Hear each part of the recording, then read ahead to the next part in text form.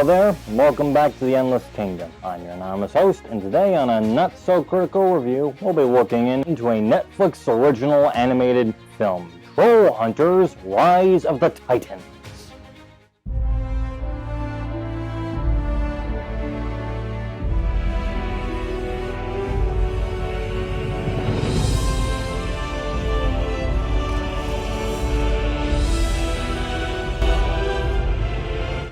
Trollhunters: Rise of the Titans is a film based around Netflix's long-running original cartoon franchise, Tales of Arcadia.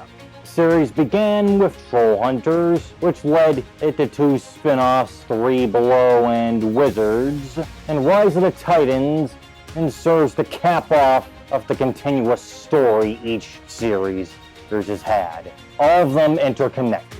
Now, those series will be reviewed at a later date, but for now, let's focus on Rise of the Titans. Rise of the Titans, though it was never stated in the film itself, takes place a year after Wizards ends. It deals with the large cast of the Tales of Arcadia franchise as they fight off a group of sorcerers called the Arcane Order, who plan and to unleash massive titans to remake the world, erasing humanity in the process. Thus, the Arcadia game, 400 of the protagonists from each series work together to stop this global threat. Now, the franchise is called Tales of Arcadia because one way or another, the main cast of all three series, regardless of the plot premise, call a small town called Arcadia home. The franchise began in Arcadia and it ended in Arcadia. And I must say, this movie, well, a good majority of it was action, mostly against the Arcane Order and the Titans, which they did several grand scopes with. Any of which I quite liked. The action was filled with suspense and highlights and several little shocking moments here and there. But the film wasn't just action, no. Rise of the Titans had a lot of interpersonal relation drama, which makes sense considering many of the cast form very deep relationships, including two romances. These relationships help form some of the most heartwarming and shocking moments of the entire franchise, especially considering Rise of the Titans has no moments of sugarcoating. Characters die, many of them side characters from the franchise, but very important ones. That's all in a way that really makes you feel for the characters. Some you may not have known or liked all that much, but at the same time, I doubt that's gonna detract or make it so you don't feel at least something when you see those moments.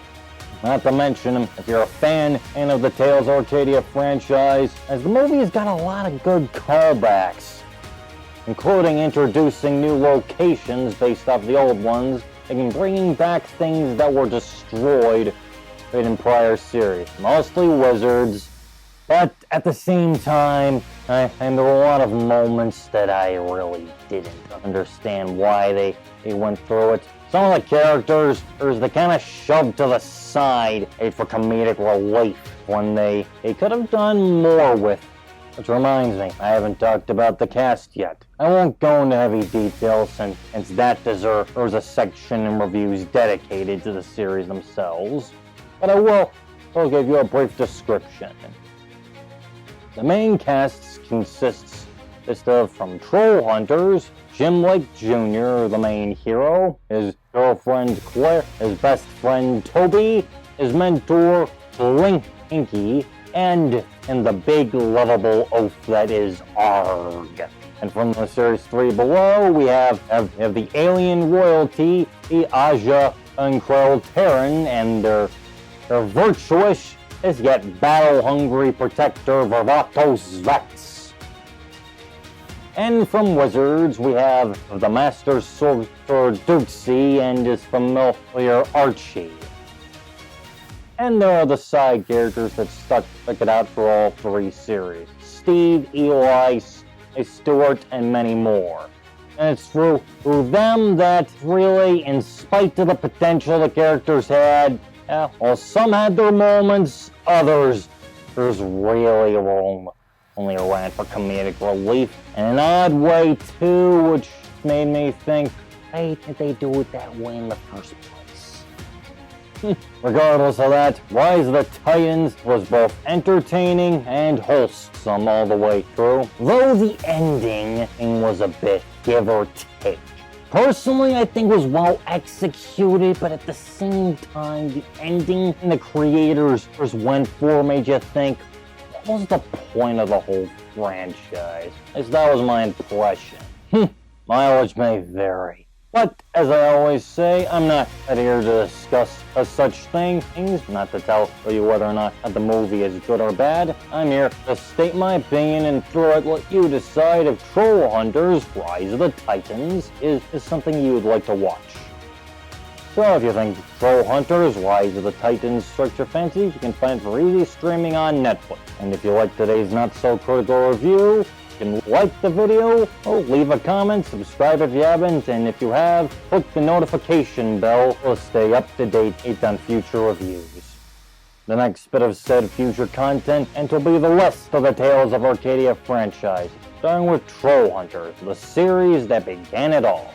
And until the next not-so-critical review, I've been your anonymous host of the Endless Kingdom, and I wish you all a good day.